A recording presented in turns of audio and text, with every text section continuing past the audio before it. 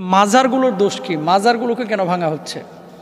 এবং এই বাংলাদেশে বিভিন্ন এলাকায় বিভিন্ন মাজারে বিভিন্ন খাদেম, মোরা ওলিয়া উলিয়াদের বিপক্ষে না, নাউজুবিল্লাহ। ওলিয়া উলিয়াদের মাধ্যমে আমরা বাংলাদেশে ইসলাম পেয়েছি সত্য, কিন্তু ওলিয়া উলিয়ারা যেখানে শায়িত আছেন সেই স্থান বা মাকামকে কেন্দ্র করে, মাকানকে কেন্দ্র করে যদি কোনো শিরক বা বিদআতের কোনো কার্যকলাপ হয় তাহলে সেই জায়গাটাতে আমাদের হচ্ছে প্রশ্ন। এখন আসেন যে মাজার কি ইসলামী শরিয়ায় হারাম? তাহলে রাসূল সাল্লাল্লাহু আলাইহি ওয়াসাল্লামের মাজার কেন আছে? কবর কেন আছে? আর আল্লাহর হাবিব সাল্লাল্লাহু আলাইহি ওয়াসাল্লামের যে কবরটা, কবরের উপরে যে স্থাপনাটা নির্মাণ করা হয়েছে, এটা কে নির্মাণ করেছেন? এই যে নুরউদ্দিন জঙ্গি রাহিমাহুল্লাহ, আজ থেকে প্রায় 800-900 বছর আগের ঘটনা।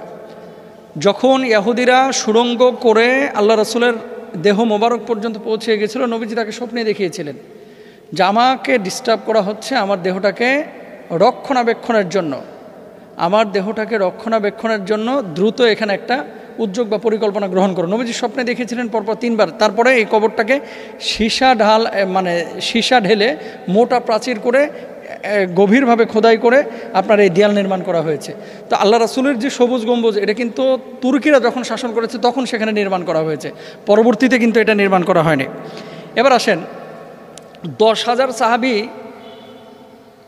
যেখানে শায়িত আছে বা তারও অধিক সাহাবী, উহুদের প্রান্তরে যেখানে শাহাদাতে উহুদের যারা শায়িত আছেন, মাকবারা মুআল্লা আম্মাজান খাদিজাতুল কুবরা রাদিয়াল্লাহু তাআলা আনহা যেখানে শায়িত আছেন, এখানে কোনো মাজার আছে?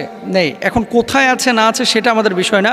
বিষয়টা হচ্ছে যে সমস্ত মাজারে শিরকি কাজ হয়, যে সমস্ত মাজারে বিদআতি কাজকর্ম হয়, সে সমস্ত মাজারের ব্যাপারে আইন শৃঙ্খলা বাহিনীকে সাথে নিয়ে আপনার অ্যাকশান নেওয়া যেতে পারে। ব্যক্তিগতভাবে আপনি যদি পুরো বাংলাদেশ থেকে এগুলো গুড়িয়ে ফেলেন, এখানে মারামারি হবে, কাটাকাটি হবে, বিশৃঙ্খলা হবে। তো আমরা যেটা বলি যে বিশৃঙ্খলা না করে সুষ্ঠুভাবে কিভাবে এটাকে গুড়িয়ে দেওয়া যায়। তবে রাসূল সাল্লাল্লাহু আলাইহি ওয়াসাল্লাম মাজারের পক্ষে ছিলেন না, বিপক্ষে ছিলেন। এটা হচ্ছে চূড়ান্ত সত্য কথা। ওলিয়া উলিয়াদের পক্ষে আপনিও আছেন, আমরাও আছি। মাজারের বিপক্ষে যেখানে শিরিক হয়, বেদাত হয়, গাজার পোটলা নিয়ে বসে বসে খালি গাজা টানের, ছেলে মেয়েরা নাচানাচি করে, উল্টাপাল্টা কাজকাম করে, সেই মাজারের বিপক্ষে হক্কানি ওলামা ইকরাম কথা বলে, আমরাও কথা বলি। এবার আসেন, এটাকে করতে গিয়ে, এটাকে কেন্দ্র করে অনেক মানুষ আমরা দেখতে পাচ্ছি, এখন তো ফকিররাও আন্দোলন করতেছে। ফকিররাও এদেশের অংশ। ফকিররাও, অনেকের ভিতরে ঈমান আছে, অনেকের ভিতরে শিরকের গন্ধ আছে, অনেকে শিরকের সাথে সম্পৃক্ত আছে। তো তাদেরকে আসলে দাওয়াতি কাজ করা উচিত, বোঝানো উচিত। কিন্তু এখন যেটা হচ্ছে যে মাজারকে কেন্দ্র করে কিছু কিছু জায়গায় মনে চাচ্ছে আমি যে ঘুরায় ফেলতেছি। তো এই জায়গাগুলো আলেমদের সাথে পরামর্শ করে আপনারা উদ্যোগ গ্রহণ করবেন। আল্লাহর হাবিব সাল্লাল্লাহু আলাইহি ওয়াসাল্লাম এই ধরনের স্ট্রাকচার কবরের ওপরে দিতে নিষেধ করেছেন, কিন্তু যারা দিয়েছেন তাদেরকে আপনি প্রথমেই যদি আক্রমণাত্মক বা মারমুখে আচরণ করেন তাহলে প্রতিপক্ষ করে ফেলবেন। তো তাদেরকে প্রথমে বোঝাবেন, বোঝানোর পরে দাওয়াতি কাজ করবেন, দাওয়াতি কাজ করার পরে শিরকের বিষয়গুলো তুলে ধরবেন, তারপরে বিদআতের বিষয়গুলো তুলে ধরবেন। তুলে ধরার পরে যখন তারা বুঝলো অথবা যখন তারা আপনার বিরুদ্ধে বা আপনার বিপক্ষে কোনো উদ্যোগ বা পরিকল্পনা গ্রহণ করতেছে না বা শিরকি কাজ করেই যাচ্ছে, তখন এটা আপনারা অ্যাকশানে যাইতে পারেন। কারণ ইয়ামুরুনা বিল মারুফ ওয়া ইয়ানহাউনা আনিল মুনকার, আমাদের বৈশিষ্ট্য কি, আমাদের দায়িত্ব কি?